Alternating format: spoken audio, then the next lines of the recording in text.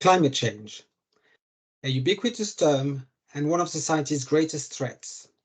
Considered as one of its main contributors, the oil and gas industry is often condemned for maintaining practices which perpetuate harmful activities in favor of profit generation and not taking radical actions quickly enough, if at all. In this polarized context, how do the hundreds of thousands of people working in the industry, people like you or me, position themselves in relation to this debate? My research has gathered insights on this question from various sources: interviews with current employees of oil and gas companies, an analysis of oil and gas organizations' annual reports and speeches, in-depth interviews with a few people who left the industry to engage in climate activism, and a final step where current and former oil and gas industry employees were brought together and engaged in a storytelling activity asked to envisage a positive future for the planet and its people. You can see some of the output of these discussions on the screen, captured by an artist during these workshops.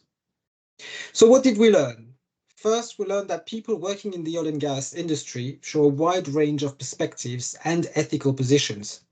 They range from champions of the industry and its contribution to society's energy demand, all the way to people brought to tears by the thought of having to explain to their children in decades to come what they did to avoid catastrophic climate change or why they remained in the oil and gas industry.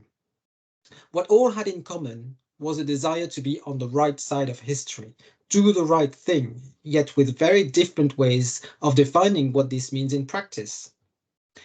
Second, we learned that this variety of views is often at odds with the industry's own discourses around energy security and energy transition,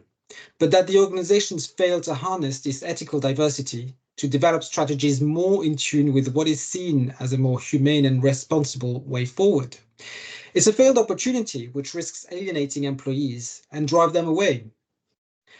And third, we learned that oil and gas employees and activists can come to a common ground and envisage a joint positive future and think creatively, but only if they suspend their attachment to those respective identities and connect at a human level, which they did in the group which made the suggestions showing on the screen in the green boxes. All in all, these findings contribute to calls for a more inclusive development of climate strategies in organizations, harnessing the richness of perspectives they contain through their own people, and more widely for a greater appreciation of the personal impact and societal potential which lie in the diversity of ethical and moral values in our organizations and communities. Thank you.